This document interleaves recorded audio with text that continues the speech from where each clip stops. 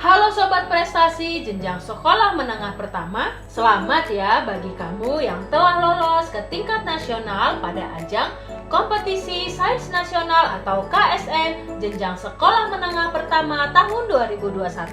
Perkenalkan, namaku Talenta. Aku akan menjelaskan tentang mekanisme pelaksanaan Kompetisi Sains Nasional Jenjang SMP tingkat nasional tahun 2021 nanti. Jangan lupa ditonton sampai habis ya, agar kalian siap mengikuti KSN SMP tingkat nasional. Sebelum kalian melakukan tes, yang perlu kalian siapkan adalah jaringan internet yang lancar, satu buah handphone berbasis Android untuk menjawab soal, satu buah handphone atau laptop berkamera untuk Zoom, karena pada tingkat nasional akan diawasi oleh panitia pusat KSN loh. Dan jangan lupa, siapkan kertas kosong HVS putih, pensil atau ballpoint, penghapus, atau alat tulis lainnya. Pada bidang lomba IPA dan Matematika, siapkan juga alat penunjang lainnya seperti jangka, penggaris, busur untuk membantu kamu mengerjakan tes KSN SMP. KSN SMP tingkat nasional dilaksanakan dalam 2 hari.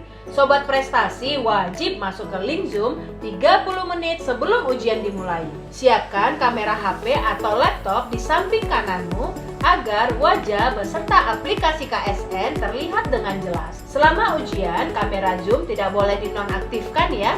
Bagi yang menonaktifkan kamera akan ditegur oleh panitia.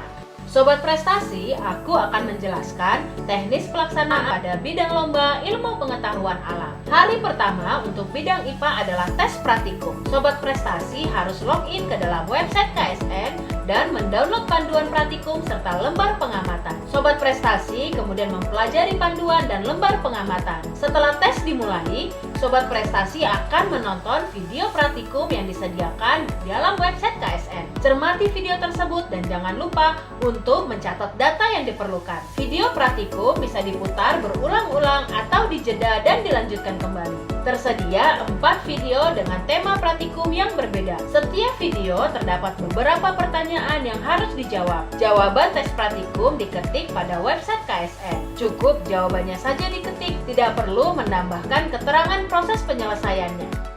Tes hari kedua adalah tes teori. Sobat Prestasi akan diberikan 50 soal pilihan jamak dan 10 soal isian singkat. Tahapan yang dilakukan untuk tes teori, Sobat Prestasi login ke dalam aplikasi KSN yang telah di-download dari Play Store. Kemudian Sobat Prestasi mendownload soal. Soal akan dapat dibuka ketika waktu tes dimulai. Sobat Prestasi menjawab soal pilihan jamak dengan memilih salah satu jawaban yang tersedia dengan mencentang atau mengklik jawaban yang menurut Sobat Prestasi paling benar. Untuk soal isian singkat, Sobat Prestasi cukup mengetik jawabannya saja, tidak perlu memberikan keterangan atau penjelasan.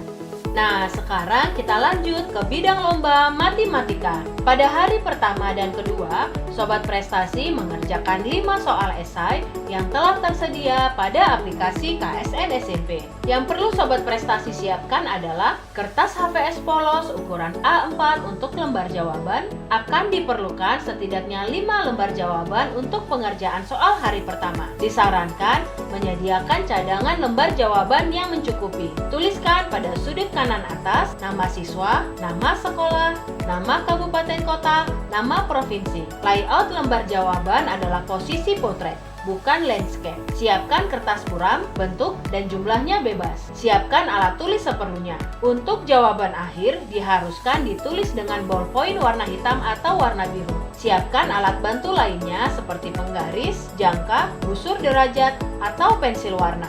Pada pelaksanaan KSN tingkat nasional bidang matematika, peserta mulai membuka aplikasi beberapa saat sebelum waktu pengerjaan yang ditetapkan. Peserta dapat langsung membaca dan mengerjakan soal pada saat waktu yang ditetapkan atau pada saat sudah diberi aba-aba oleh pengawas ujian. Kerjakan setiap soal secara terstruktur dan seluruh langkah pengerjaan harus disajikan lengkap. Kertas buram dapat digunakan untuk draft atau coretan jawaban.